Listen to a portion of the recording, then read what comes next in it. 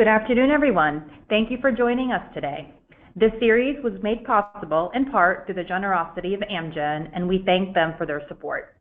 My name is Florencia Nachetto, and I'm the Senior Director of Health Initiatives and Education here at the American Kidney Fund. Before I turn this over to today's speakers, I'd like to direct your attention to the control panel that you should see in front of you. All participants are on mute, so we won't hear you, but we welcome your questions. If you have a question, please type it into the section of your control panel titled Questions. We'll see your questions and do our best to answer them, either by replying to you in the questions box or out loud during the last several minutes of the presentation. This webinar is being recorded and will be made available for viewing on our website at kidneyfund.org/webinars within the next 1 to 2 weeks. For those of you in attendance who are healthcare professionals, we're glad that you've joined us today and hope that you recommend this webinar to patients that you work with. However, as a friendly reminder, this webinar is not accredited for continuing education credits and you will not receive a certificate upon completion. If you believe that your credentialing body may offer you credits for attending this webinar, we'd be happy to send you a certificate of attendance after today's session. Simply email us at education@kidneyfund.org. Without further ado, allow me to introduce today's speaker, Beverly Whittet and Peter Traub. Beverly Whittet has more than 17 years of end-stage renal disease, quality improvement, and nursing experience, including over 10 years as a clinical nurse manager in an outpatient dialysis setting. She is experienced in ESRD emergency and disaster preparedness and management, healthcare quality improvement, and patient and provider education and training. Ms. Whittet also serves as the American Nephrology Nurses Association, or ANNA, Administrative Practice Publishing Leader. She is currently the Patient Services Director for ESRD Network 7 and KCER Coordinator. Peter Traub serves as the Associate Director of KCER. He has more than 10 years of experience in emergency management for the healthcare industry. His emergency management experience includes providing educational programs and materials to the end-stage renal disease community. Peter maintains a strong networking background with ESRD patients and providers and engages groups to work together in emergency planning and response. Thank you, Beverly and Peter, for joining us. Thank you. This is Beverly, and I am so happy and excited to be here today speaking to all of you. I appreciate your time and commitment to learning a little bit more about emergency preparedness and the Kidney Community Emergency Response website overall. So you can see from our agenda today, we're actually in the welcome and introduction portion. We're going to also provide an overview of KCER, or the Kidney Community Emergency Response history, mission and vision, our objectives and activities. We're going to talk about emergency preparedness requirements as it relates to dialysis facilities. And then again, we're going to have an overview of the recently updated and just awesome KCER website. It's going to be a lot of help to you whether you're a patient or a provider. And then as was briefly brought up, we're going to have a question and answer session, which want to just encourage you all to chat any questions that you have during the presentation.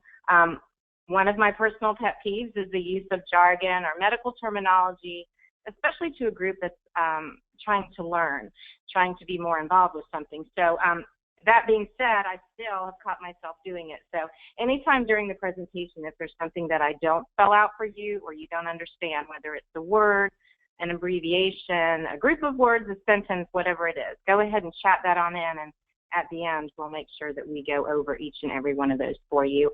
If not today, if we run short of time, our contact information will be up. You can email us, we'll email you, whatever makes the answer to your question possible. Next slide, please. So again, we're in the welcome and introduction portion. I am Beverly Whittet. Most importantly, I'm an RN and I'm a certified dialysis nurse, and always kind of an emergency preparedness nerd, if you will. One of my greatest pleasures working in Florida was having, wherever I was working, totally prepared for hurricane season, so which we're in the active throes of. So next slide, please, for KCER staff. Peter and I are here today. Peter will be talking later and working our way through the KCER website. Also, we have Sally Gore, who is our project director, and Jerome Bailey, who is our communications director. They're not with us today, but you can see their contact information briefly now, and it will be up at the end of the webinar as well. Feel free to contact any one of us if any portion of the presentation today is of great interest to you or you have any questions. Make sure you let us know. Happy to help you. Next slide. And here's just an abbreviation of what we're going to be going through today. Again, KCER is the acronym for the Kidney Community Emergency Response. A lot of times you'll hear coalition or program after that. Either one is fine. Coalition is an example of one of the words we hear a lot, we may start using and never really think about the definition. And a coalition is just a group of like-minded individuals or people who will do a better job if they unite and have access to each other's strengths. So we are the KCER Coalition. We're also the KCER program. We kind of head up that activity for a lot of different emergency management entities. So with that being said, we also are going to have some polling questions throughout the presentation. We like to get to know our audience better and also give you a chance to actually participate while you're in listen-only mode. So let's try first a practice polling question. If I could have that brought up on the screen. Okay, so our quick poll question, our first question is, what was your first pet? So your choices are, and we need you to select one, dog, cat, fish, or pet rock. You go ahead and make your selection. And we'll leave that open for just a few more seconds, probably about 10 more seconds, in case you're like me and have a hard time remembering anything. That was your first pet. So we'll go ahead and let's count that down. 5, 4, 3, 2, and 1.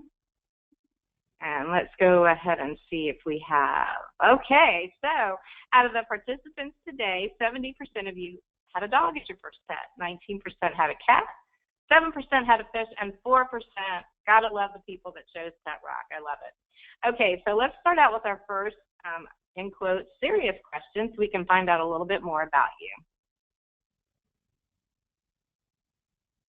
So for this polling question, we're asking, how are you connected to kidney disease?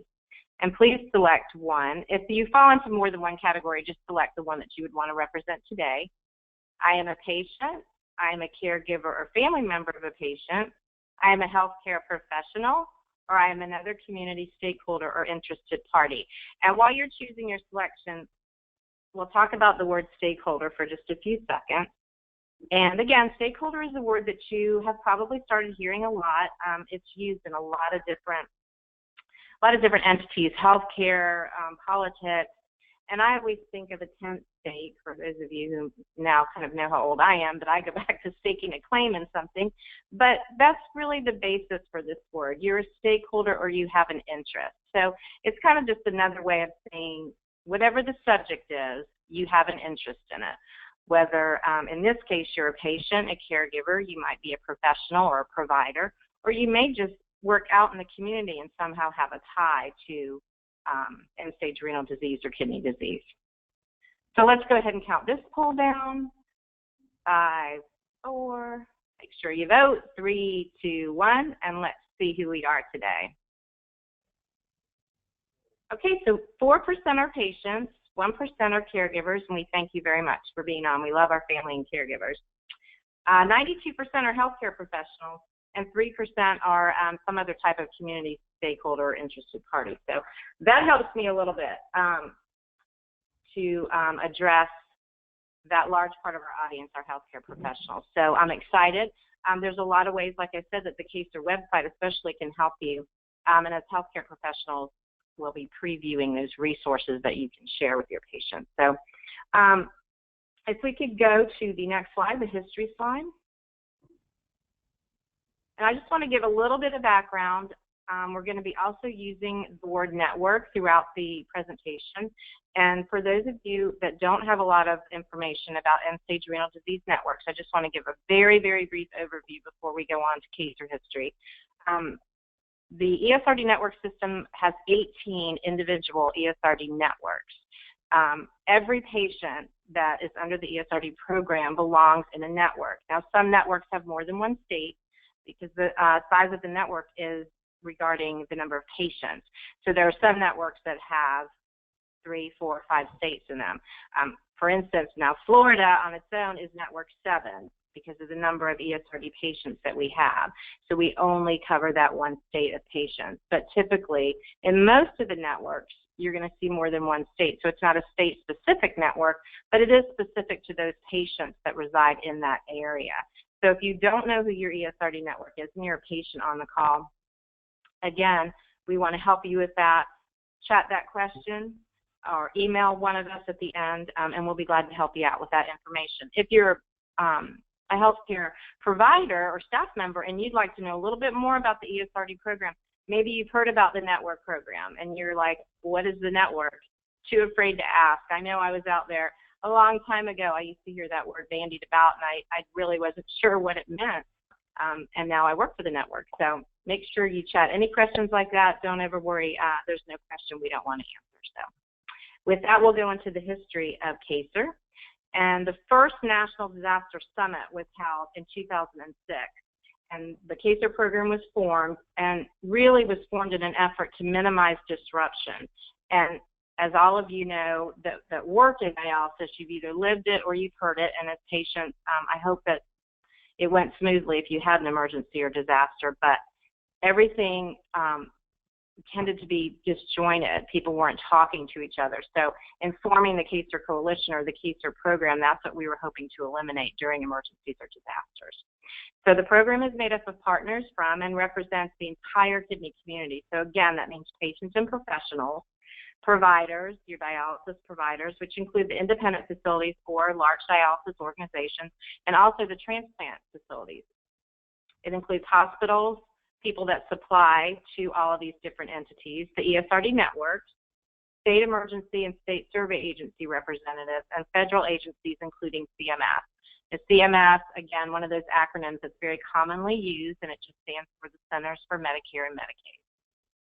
The KCER program continues to hold annual summit meetings, and we also yearly promote emergency preparedness in the kidney community. And we tend to direct our efforts, our resource spread, according to what's going on at that time of the year. Again, I'll use hurricane season a lot because it's so defined for a lot of people. We do a lot of work during hurricane season in preparing patients and staff as well. Next slide, please. Our mission and vision: we want to develop, manage, and maintain a coordinated preparedness response program. And that word coordinated is also going to come up quite frequently through the presentation. And when we use that word coordinated, I want to take you back to the history statement that it used to be a very disjointed effort when emergencies and disasters would take place. People weren't talking to each other. They weren't crossing borders. It wasn't really easy to dialyze patients that might just walk in off the street, or maybe they belong to another dialysis organization. So these are just some of the things that KCER has sought to change and improve. We also serve as the leading authority on emergency preparedness and response in the kidney community, and we provide structure and guidance that address the needs not only of the ESRD community, but important on this slide that we also speak directly to emergency management and combine them in our efforts, and all throughout the year, meeting with them and collaborating with them.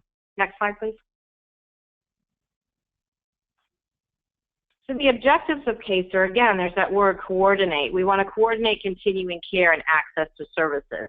And that, in a nutshell, means we don't want you to miss dialysis because there's been an emergency or a disaster.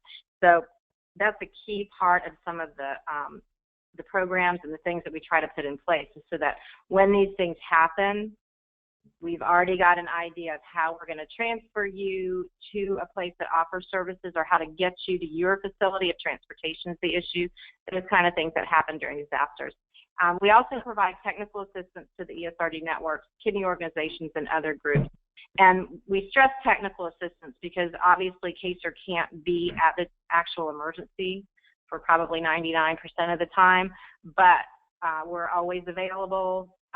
We provide resources. We can kind of schedule calls for the networks or for dialysis facilities. We can kind of do that background work that becomes almost impossible when you are in the midst of an emergency. And we really bring together all of the groups and help provide that support.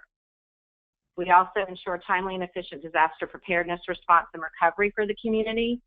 Again, all throughout the year, we're working with all the different aspects of dialysis facilities, the large organizations, the small chains.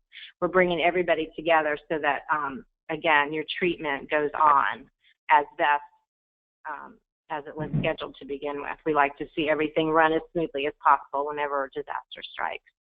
And probably the last but the most important bullet on this slide would be to incorporate the patient's voice in all activities and within the emergency community as a whole. This is truly become the message of CMS, who actually has the contract for KCER, or offers the contract for KCER. So in other words, they said, this is what we want fulfilled. We need an entity to do it. And Health Services Advisory Group, HSAG, stepped up and holds the KCER contract. So one of the objectives that we're held to as that entity is to involve the patient's voice in all that we do, and also let the emergency community hear the kidney patient's voice so that we know what you actually need during an emergency. Next slide.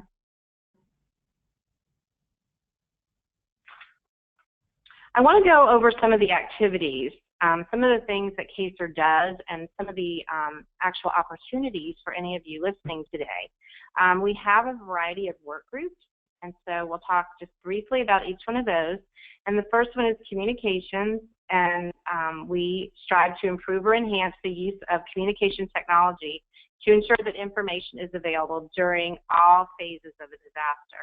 And just like a really brief side note, we're actually planning an exercise right now, which of course is very top secret, but we're actually talking about bringing in like the most rudimentary or the most old-fashioned technology, if we can even call it technology, like think CB radio kind of thing, because we know now that in disaster, all this wonderful technology that we have does tend to fail. So I think as we see ourselves becoming more and more advanced, there's those of us that still have to hold on to those old ways that we had before we had a lot of the fancy gadgets that we have now, if you will, because during an emergency and disaster, those are the things that might typically fail. So we definitely have our eye on that. Facility operations, we want to encourage and facilitate cooperative planning among the wide variety of dialysis facilities, networks, disaster planners, anyone that assists with preparation, response, and recovery efforts. And this is where I was talking a little bit about, years ago, even when I started back in 1999, it wasn't as easy to dialyze each other's patients. And really after Katrina, after 2004 in Florida specifically, when we had that run of hurricanes all in a row, we started making that easier. It's easier to dialyze each other's patients now rather than try to send them to an acute care hospital that might be engaged in a more important part of the emergency. Next slide, please. And the next group is pandemic and infectious disease, and we talk a lot about developing and distributing plans that will support the community's ability to care for patients in the event of an emergency and widespread infectious disease. And we work with federal, state, and local agencies, and of course, on everyone's mind right now, probably Zika. It's definitely the talk of all emergency management agencies right now. It's being monitored very carefully by all of the appropriate agencies, and KCER has got a lot of really good resources. The CDC is doing a lot of work with Zika. So again, we'll kind of go into the website a little bit later, and you can see some of those. Our physician expert group provides nephrology expertise and management for patients. During a large scale crisis, we might bring them in to advise us, to advise maybe some of the dialysis facilities if they're having issues. They also look at our resources and make sure they're appropriate. And we also work with Health and Human Services, of course, and the Office of the Assistant Secretary for Preparedness and Response, which is a mouthful, so we call it ASPR. It's definitely the ASPR MSET team as well. The multi-specialty enhancement team are definitely our partners in that. Next slide. clinical practice is composed of, as you would think, physicians, nurses, nurse practitioners, nephrology nurses, social workers, dietitian, anyone that has a role in the clinical practice. And they help us look at everything from that interdisciplinary approach or team approach so that we have all those bases covered during an emergency. Training and exercise, responsible for development of a training program that we can put out to the community it's going to really direct the community's response when we do have an emergency or disaster. Next slide. Executive oversight, and these are the leaders of the work groups, and they're going to meet periodically and they're going to discuss their projects and they're going to update others on what their work group is doing specifically. Now you'll notice the last bullet on here, it must include at least one patient subject matter expert or SME per work group. And that's another acronym that you'll hear a lot. It's become second nature to all of us, but for those of you in the community or patients on the line, we definitely call you the subject matter experts when it comes to anything in the kidney patient community. And that includes emergency management specifically as well, because what do we know about being a patient in an emergency? I would say there's very few of us. There may be a trickle out there that are working in the community, but for the majority of us, we still don't know what it's like to be in the chair in the midst of an emergency. So you are the subject matter expert, and we need one of you per work group. Next slide. We talked a little bit previously about fostering patient and family engagement in emergency planning and how important that is. We have convened the National KCER Patient and Family Engagement Learning and Action Network, and that is a mouthful if I've ever heard one. So we do break that down to the acronym KCER PFE LAN. LAN standing for Learning and Action Network. And that's just a way of saying it's a group of people that want to come together to learn and then push that learning into action. In other words, just like today, we're going to do this portion of the webinar where you're going to be learning, and then Peter's going to take us to the website, and it's going to be the action part. We're going to take our steps, we're going to take our learning, and we're going to move and make it an action step. So again, providing the patient perspective. Patient perspective, you'll also hear the patient voice. We want to make sure that in each thing that we do, we're hearing the patient voice in that, and we're listening for that. We support the development of a National Emergency Quality Improvement Activity, or QIA, and that campaign is going to be coming out shortly, and that will be on the KCER website as well. So that will be broadcast through your ESRD network, so make sure you look for that. It should be out by the end of the month, early October, and it's going to be an emergency preparedness campaign that I think you'll all really enjoy. We also participate in planning for the KCER National Summit. Next slide.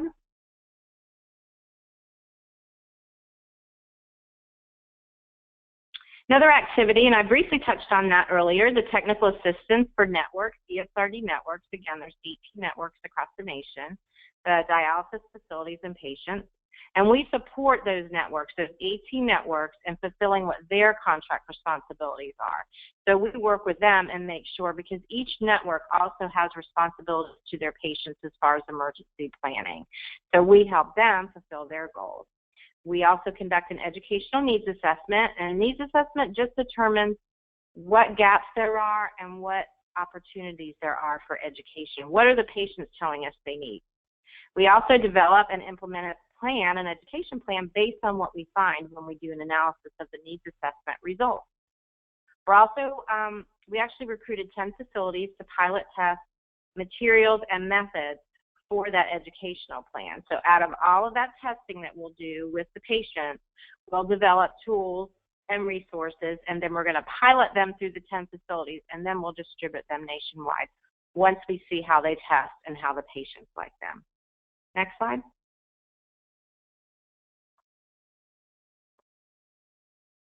And of course, we have responsibility for emergency and disaster management. And here come the stakeholders, the national stakeholders. We like to bring them together so that we have an organized approach to ESRD emergency management. And again, we're bringing back that word, coordinate and organize. It's a key factor. We want to make sure, to the best of our ability, that we've thought through and learned by the emergencies that we've already been through. We plan, facilitate, and conduct a national emergency exercise with all networks, and that was the exercise I was talking about a little while ago also. It will be, we call it a real-world exercise, so all of the parts will seem as though it's really happening. And it's quite exciting. I've participated the last few years, and it's really interesting, and it really gives you a framework for if this particular incident could happen. Like last year we did a water exercise where the terrorism that happened was polluting the water system. So scary to think of, but great for planning. We support the networks again, providers, the dialysis providers, beneficiary groups such as AKF, patients, and other stakeholders or interested members during an emergency situation. We're always available. And we partner with stakeholders to ensure that patients have access to their care. Again, most important is that once we're getting close to that 3-day emergency diet that the patient's on the phone and the caregivers are aware of, we want to make sure that we've got some coordinated effort going to get you treatment. Next slide.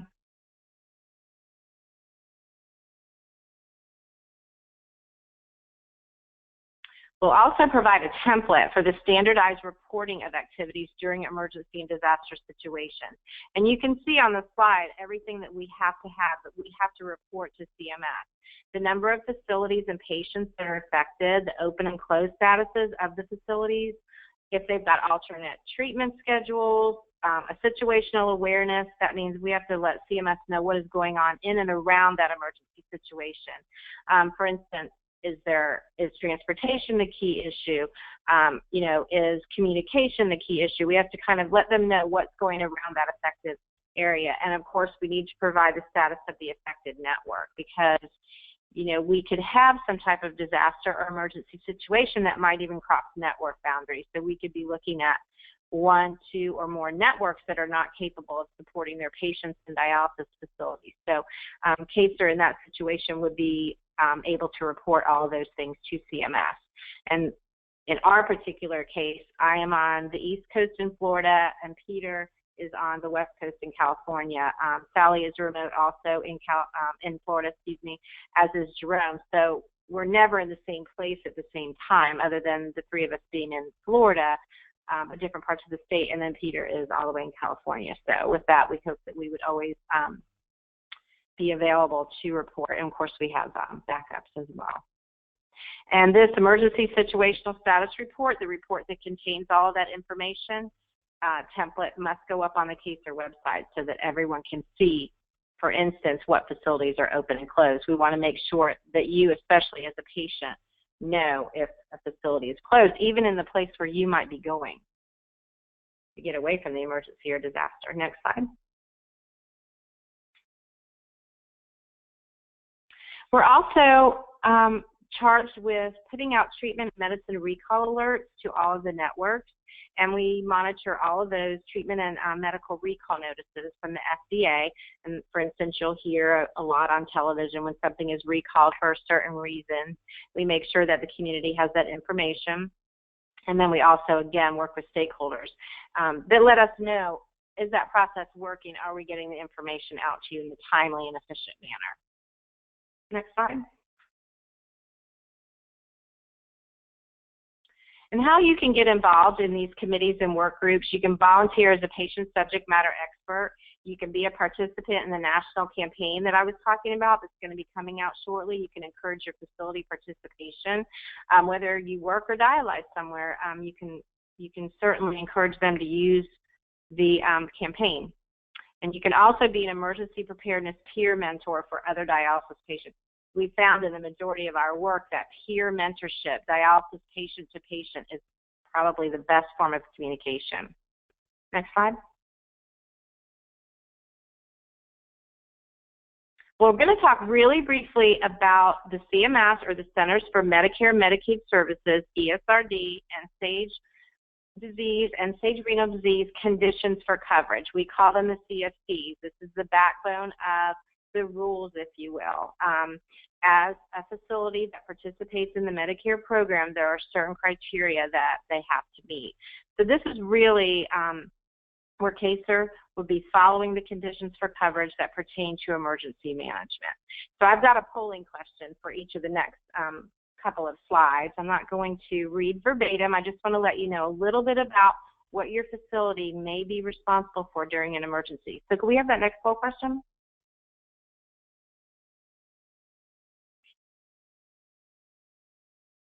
Okay, if you are a patient, which treatment do you receive? Are you in-center hemo, home hemo, peritoneal dialysis, or have you received a transplant?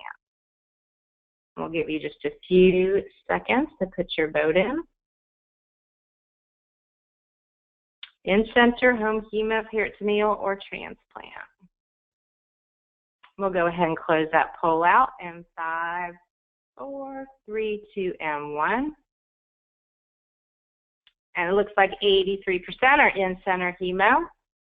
We don't have any home hemo. We have 8% peritoneal and 8% are transplant recipients. Awesome. Okay, so let's go back to the CFCs. And some of the responsibilities include regularly scheduled treatments. Of course, they're essential. In the event of a disaster, immediate action must be taken to ensure, again, that your treatments go on, either with a safe transfer to somewhere else, to an alternate location, or to resume treatments in the facility. Every facility must have a specific emergency plan, and they should also address the failure of basic systems such as power, water, air conditioning, heating, as well as treatment specific. Next slide. And we have another polling question. We can get that up.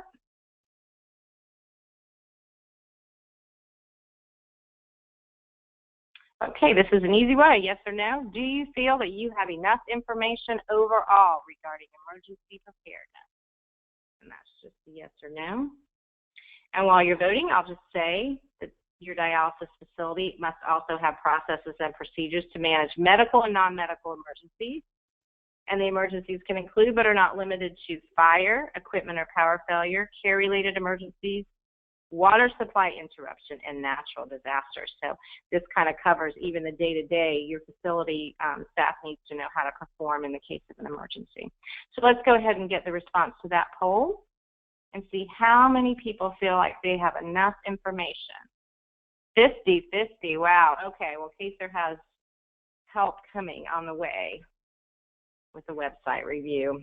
That is good to know. And make sure you guys chat anything that you might specifically need or want to know about. Okay, I want to hear from that 50%, the one that doesn't have enough information.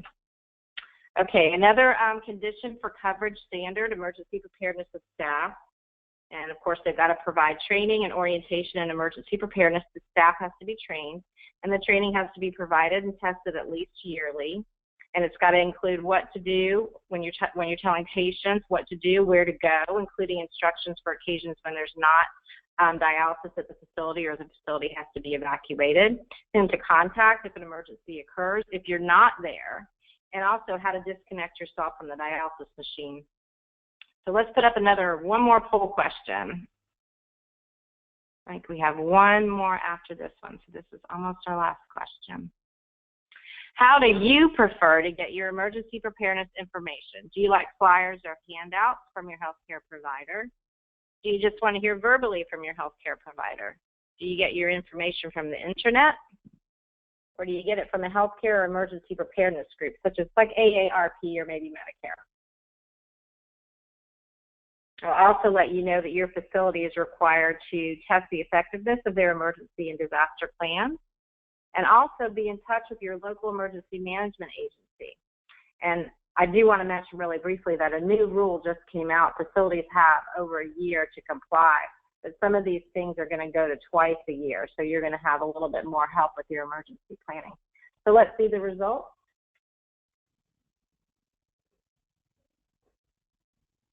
% flyers or handouts, 11% verbal, 20% from the internet, good old WebMD, and 9% from another group. Okay, great. Next slide.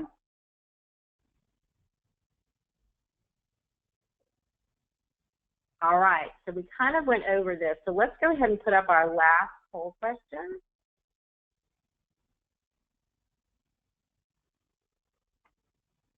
Has an emergency of any kind ever interrupted the health care or treatment that you receive? And again, that's a yes or no. Has an emergency of any kind ever interrupted the health care or treatment that you receive? So even if you're not a patient, I know we have a lot of providers on the call today, has any emergency ever interrupted any health care or treatment that you receive? I was thinking of, I don't know why, people that were getting ready to deliver a baby, I guess, popped into my mind. So, all right, so we'll count that down. 5, 4, 3, 2, and 1, and let's see how many people on the call today ever had their treatment interrupted. Wow, 42% have. Wow, and 58 no. That's overwhelming. Okay, next slide, please.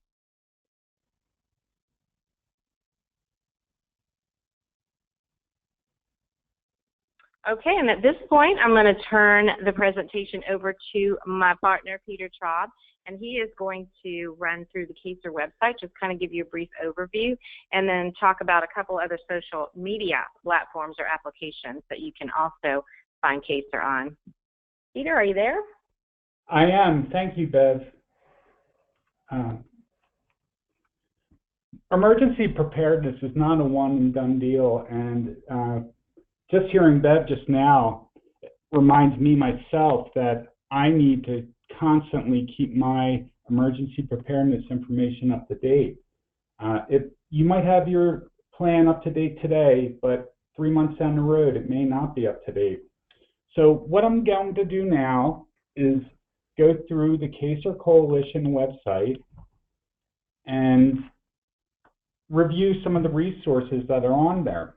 First of all, we do have social media presence now on Twitter and on Facebook.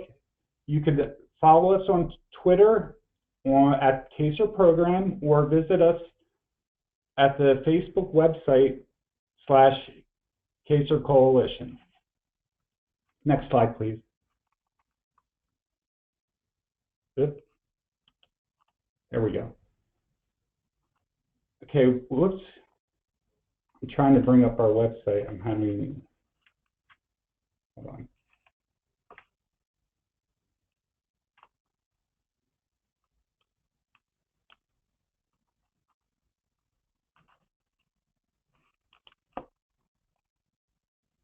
Sorry about that. There it is. Trying to bring up this.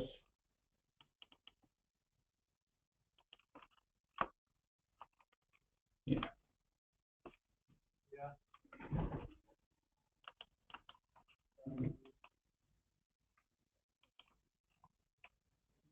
Okay, just bear with me. I'm trying to bring up our KCER. There we are. Thank you. Okay, here is our KCER Coalition website, and this has just been redone recently, and it's much improved from the past. I'm trying to make it a little bigger for you.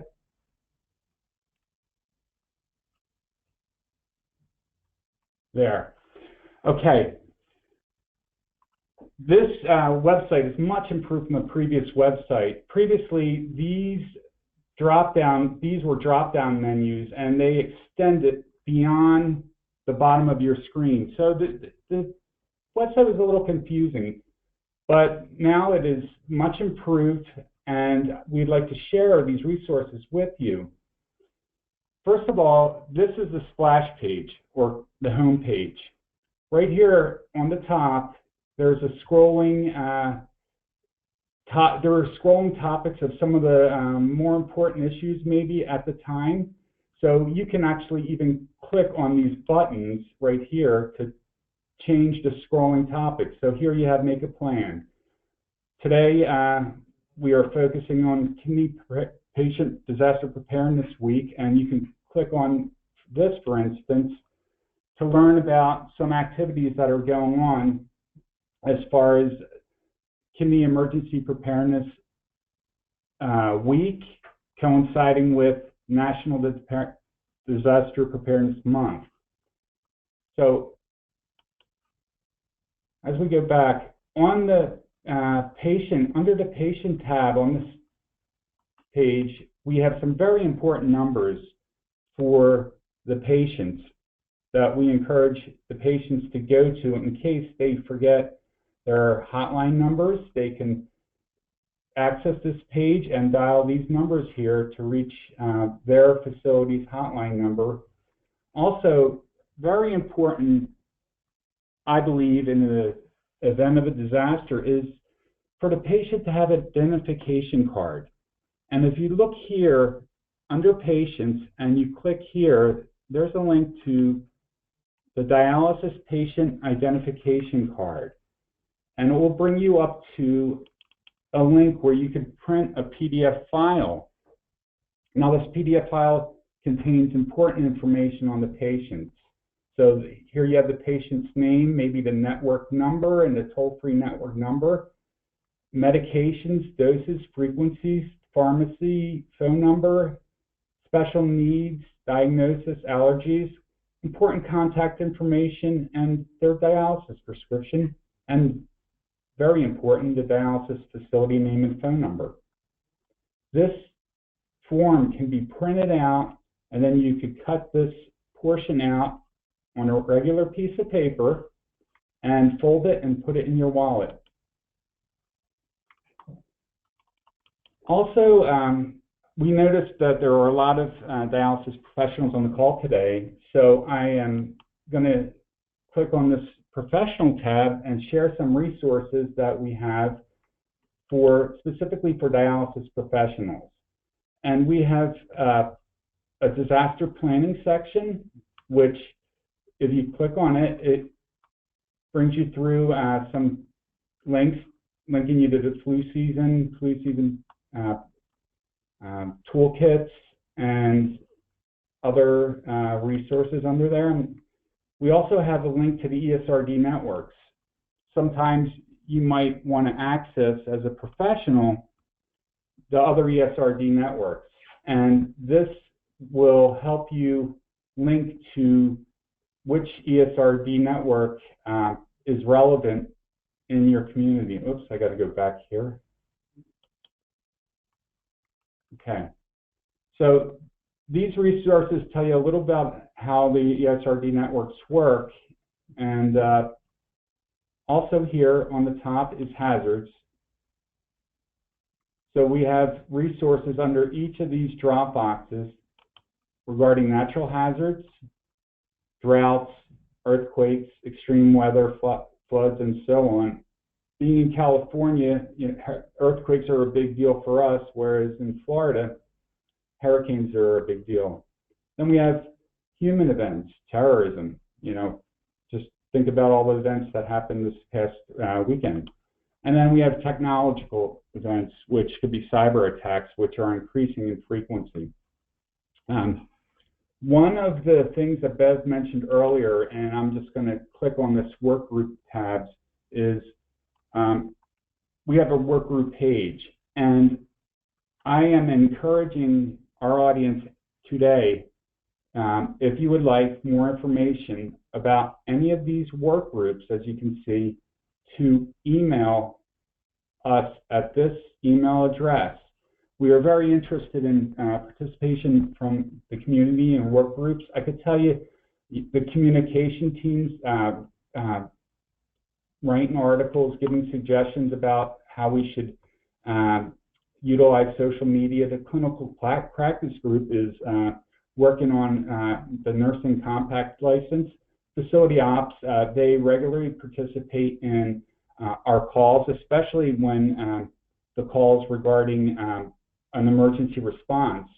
We have pandemic infectious disease, focusing on the Zika virus. Our physician expert group, providing us nephrology expertise for emergencies, and training and exercise.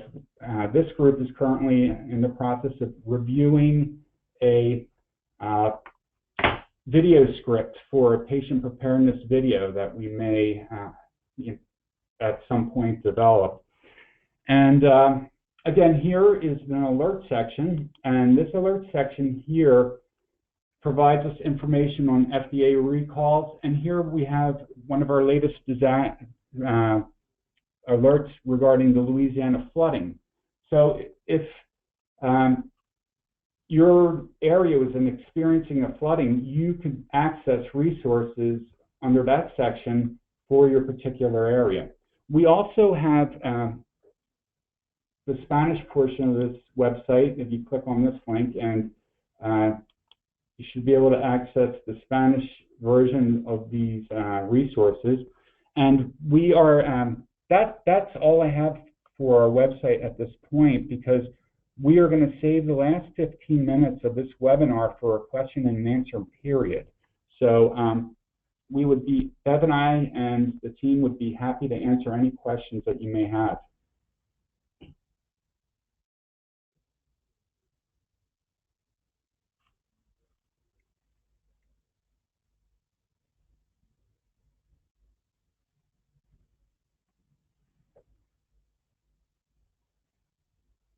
Okay.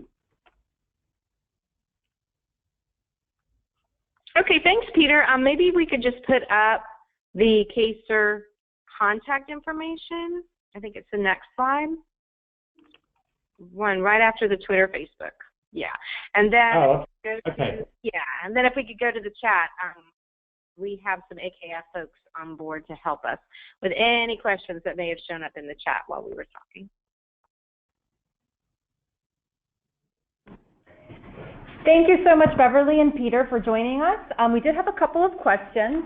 We'll start with one kind of basic.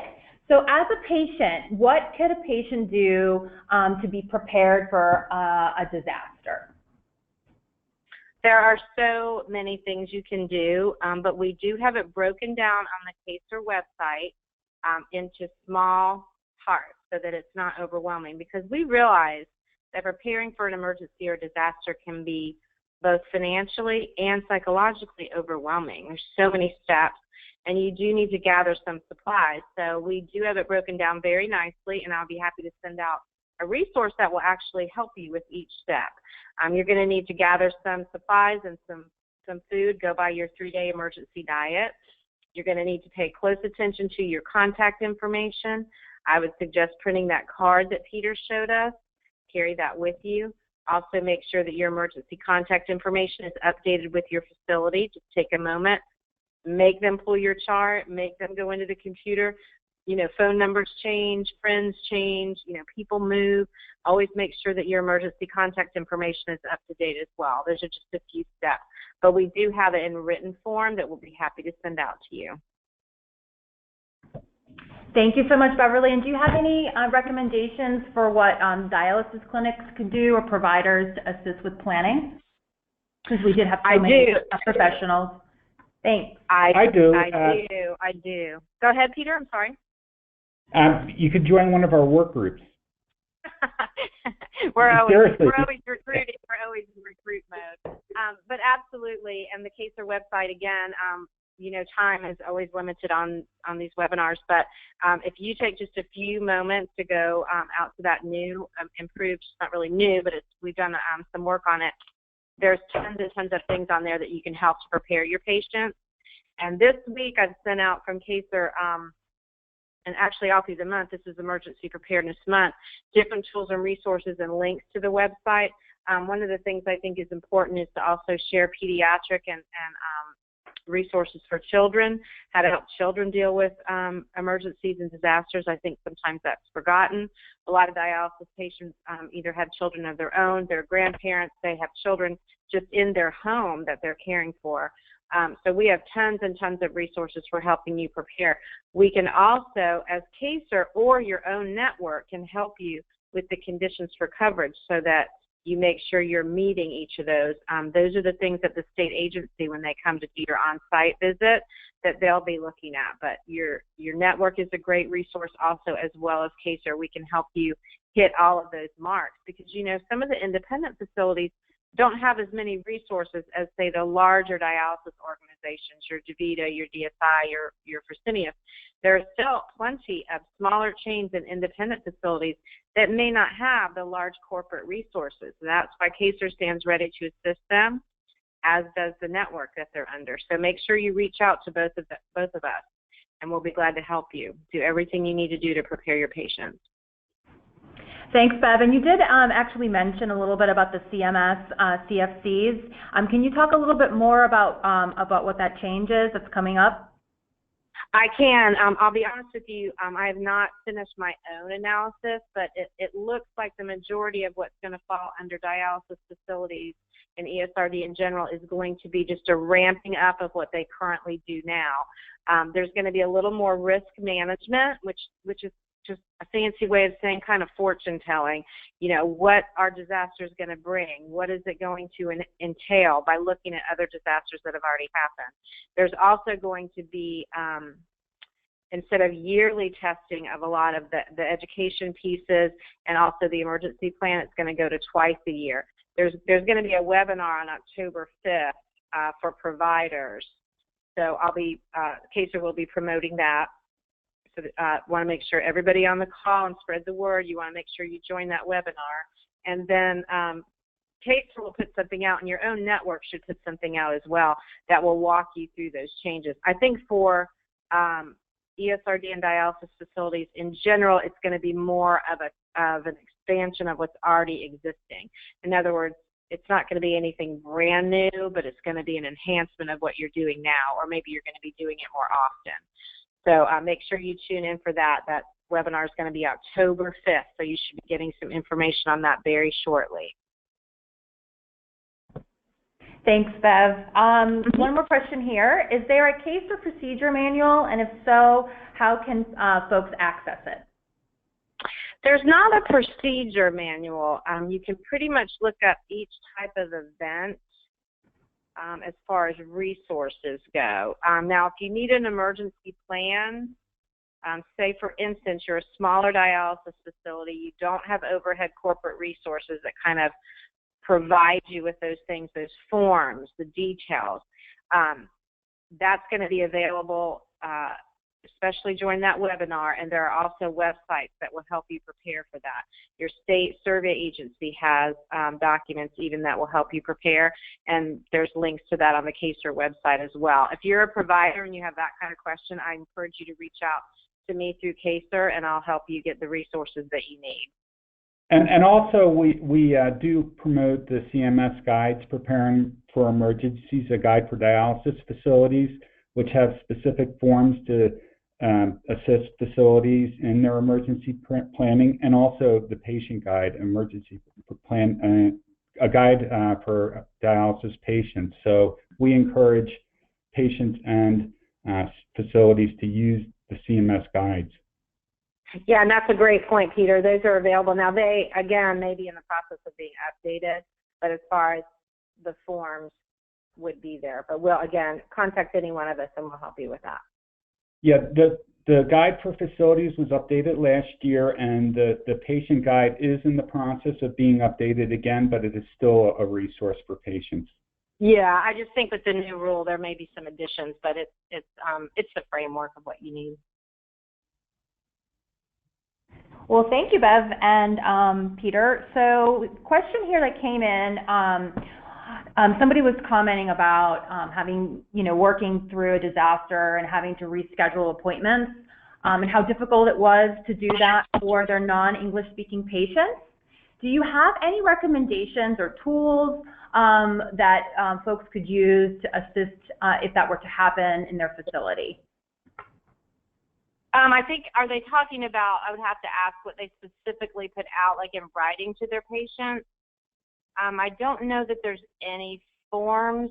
A lot of the resources are available in Spanish. As far as rescheduling the treatment, really honestly, there's translation services that you can get on your computer now.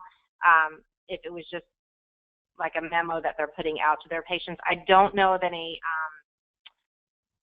other language resources that specifically talk about rescheduling, but that's an interesting, I just got a really good idea. So thank you for asking that question. I would say your best bet for that, though, for right now would just be to use some type of translation service. I know there's some free ones actually available through Google and some of the other online applications, but that's an interesting point, and I will be taking that back for consideration. Great, great. And I think the last question here came from a patient. How many days, weeks, or months of supplies should I have at hand to prepare for a disaster? That depends on what type of supplies. I'm sorry, Peter. I'm sorry. It's okay, Bev. Go ahead. A lot of times you hear the general for the general public, you hear 3 days. In San Francisco, they suggest 7 days, because we are so concerned about earthquakes. But a lot of times it depends on what you can afford, because emergency preparedness can cost some money. So that's how I stated earlier. It's something that you do on an ongoing basis. You may be fully prepared for a 7-day emergency today, and then you might start using your supplies as the week goes on, and then next thing you know, you're only prepared for 1 day. So what you'll generally hear is 3 days, but in San Francisco and myself, I prepare 7 days. Yeah, prescription medications too, a week or more is always better. What you don't know about emergencies is what's going to be open and available even, and I'll just give you a really brief example. I'm in Tallahassee, Florida. So we just had a hurricane, and I live in a planned community. All of the telephone lines, power lines, everything's buried.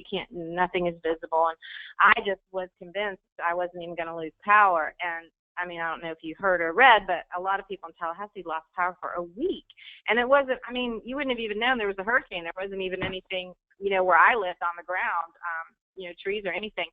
So it's best to do whatever you can do, the most that you can do surrounding that emergency, because you just don't know what the aftermath will be. It might not be the actual occurrence itself. It could just be what happens after. So the 3-day diet, yes, we always want to encourage that, and we have tons of resources on that. And also the resources that KCER has specifically will kind of tell you different levels of preparedness about what you're talking about. In other words, prescription medications, you might want to get 1 to 2 weeks of that, just because, after emergencies, things in the community will go based on need. So, what's first? It's kind of the hierarchy of, we want to get power on first, and then this, and then this, and then this. So if it's a really bad emergency, the surrounding pharmacies around you might even be closed. So there's just different levels to the preparedness. So again, we have tons of those resources, and we'll be happy to send those out to you. Just let us know what you need.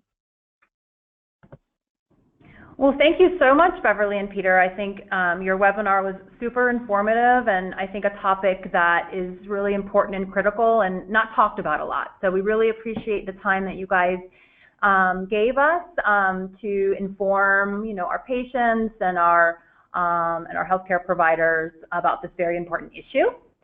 Our next webinar will be held on October 4th from 1 to 2 p.m. Eastern Standard Time. In honor of Hispanic Heritage Month, we are hosting our very first webinar in Spanish. Dr. Sylvia Rosas, Director of Latino Kidney Clinic at the Roslyn Diabetes Center, will be here with us to discuss the prevention and treatment of chronic kidney disease in Spanish. If you're a healthcare provider and have Spanish-speaking patients, we highly recommend telling them about this upcoming webinar. We're very excited that we're going to be able to do it in Spanish. Registration is now open. Visit kidneyfund.org/webinars for more information and to register. When the webinar closes, please do not close your browser window. You may see a pop-up saying that the webinar has ended. Please close that pop-up and proceed to the webinar evaluation survey. Your honest feedback will help us make our program the best that it can be. And from everybody here at the American Kidney Fund, thank you so much for joining us today.